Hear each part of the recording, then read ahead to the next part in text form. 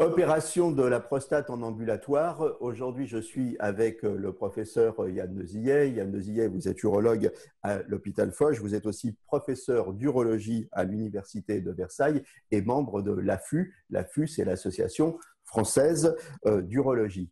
Alors, la prostate en ambulatoire. La prostate en ambulatoire, c'est céder à la mode, qui consiste à garder les patients le moins longtemps possible à l'hôpital. Alors, les deux principales opérations qu'on est amené à pratiquer sur une prostate, c'est celle pour le cancer de la prostate, on appelle la prostatectomie totale, qui peut être pratiquée par célioscopie, ce qui diminue la lourdeur du geste pour le patient, voire même avec un robot pour encore moins de douleurs post-opératoires. Et ça, actuellement, ça se pratique au minimum en restant 48 voire 72 heures à minima dans les services d'hospitalisation. Donc, passer cette intervention en ambulatoire, c'est un vrai challenge. Certaines équipes le font avec une forte organisation tout autour, c'est-à-dire qu'il faut qu'il y ait des infirmières qui passent à la maison des patients ensuite le soir au domicile pour s'assurer que tout va bien, tiennent informés les chirurgiens et les anesthésistes pour qu'on soit certain que ça ne consiste à faire prendre aucun risque aux patients. Néanmoins, donc, ça existe, il faut le savoir, ça peut être proposé, ce n'est pas du tout la référence actuellement, mais ça peut être proposé.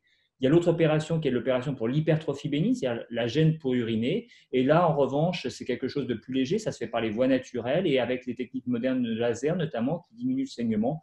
On peut tout à fait envisager de le faire si le patient, encore une fois, est bien entouré avec des moyens de communication efficaces. On peut tout à fait envisager de le faire en ambulatoire, c'est-à-dire entrer le matin, sortie le soir.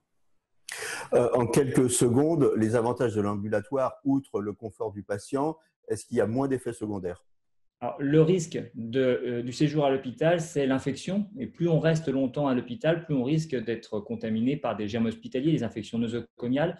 C'est principalement ça qu'on espère réduire, outre le coût, en permettant aux patients de rentrer plus tôt chez eux. À très bientôt et d'ici là, portez-vous bien. Nos émissions vous plaisent, alors aidez-nous à faire grandir la chaîne pour parler santé au plus grand nombre. Partagez, likez, abonnez-vous.